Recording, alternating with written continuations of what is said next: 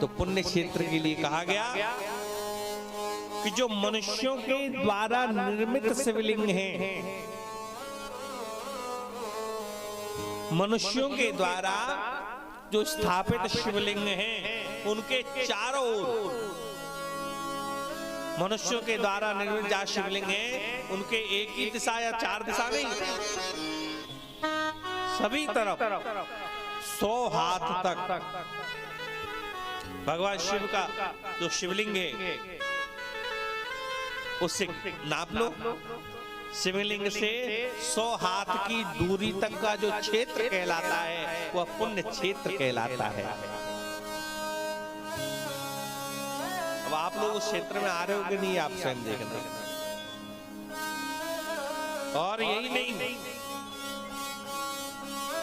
ये तो हो गया मनुष्यों के द्वारा निर्मित जो शिवलिंग है, मनुष्यों के द्वारा स्थापित जो शिवलिंग है, उनके चारों तरफ 100 हाथ तक जो क्षेत्र कहलाता है वो पुण्य क्षेत्र कहलाता है।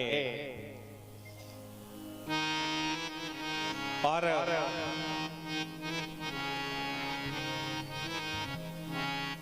ऋषियों के द्वारा स्थापित जो शिवलिंग है, जो ऋषि मुनियों द्वारा स्थापित जो शिवलिंग है, उसके चारों 1000 हाथ तक का जो क्षेत्र है, ऋषियों के द्वारा स्थापित शिवलिंग के 1000 हाथ तक की जो दूरी तक का जो क्षेत्र है वो पुण्य क्षेत्र कहलाता है। मनुष्यों का बताया, अब ऋषियों का बता दिया। अब आया देवताओं के द्वारा स्थापित भी शिवलिंग है कुछ, उनके बारे में बोले, देवलिंगे तथा गेयम सहस्रा रत्निमानतः धनुष प्रमाण सहस्रम पुण्य क्षेत्रे स्वयं हुई। बोले देवताओं के द्वारा जो स्थापित शिवलिंग है, उसके चारों ओर भी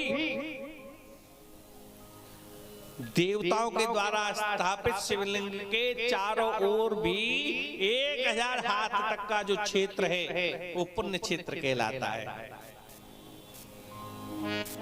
लेकिन जहां स्वयंभू शिवलिंग है, जहां स्वयं प्रकट हुए शिवलिंग है, स्वयंभू शिवलिंग कहते हैं जिनको, तो स्वयंभू जो शिवलिंग है उनके चारों ओर, स्वयंभू शिवलिंग के चारों ओर का जो क्षेत्र है, बोले कितना, बोले 4000 हाथ तक का जो क्षेत्र है, स्वयंभू शिवलिंग के 4000 हाथ तक चारों ओर जो क्षेत्र कहलाता है वह पुण्य क्षेत्र कहा जाता है उसे।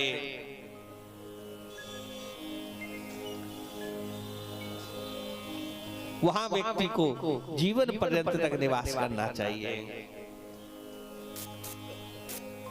और शिव गंगा नाम सुना हो आपने कि शिव गंगा किसे कहते हैं, वो भी समझ लीजिएगा।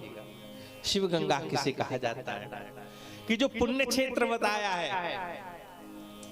जितना कि मनुष्य के द्वारा निर्मित शिवलिंग के 100 हाथ तक, ऋषियों के द्वारा निर्मित शिवलिंग के 1000 हाथ तक, देवताओं के द्वारा स्थापित जो शिवलिंग है उनके भी 1000 हाथ तक, और जो स्वयंभू शिवलिंग है उनके 4000 हाथ तक चारों तरफ की जो दूरी है वो पुण्य क्षेत्र कहलाता है। और पुण्य क्षेत्र में स्थित बावड़ी, कुआं, पोखर,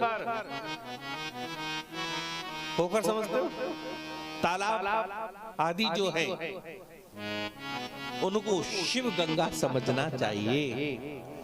पुण्य क्षेत्र के अंदर तक के जितने भी स्थित बावड़ी, कुआं है, तालाब है, उनको शिव गंगा माना जाता है, समझा जाता है। भगवान शिव का ऐसा वचन है।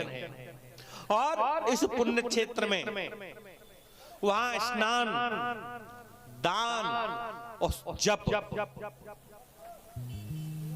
उस पुण्य क्षेत्र में किया हुआ स्नान, उस पुण्य क्षेत्र में किया हुआ दान, उस पुण्य क्षेत्र में किया हुआ दान और पुण्य क्षेत्र में किया हुआ जप, ये सब भगवान शिव लोक को प्रदान करने वाला है। इसलिए प्रत्येक व्यक्ति को पुण्य क्षेत्र का ही आश्रय लेना चाहिए और पुण्य क्षेत्र में ही निवास करना चाहिए। कहते हैं अन्य स्थान पर आप जो पूजन करते हो उसका महत्व और भगवान शिव के समीप जाप करना कहते हैं अनंत गुना फल देने वाला होता है।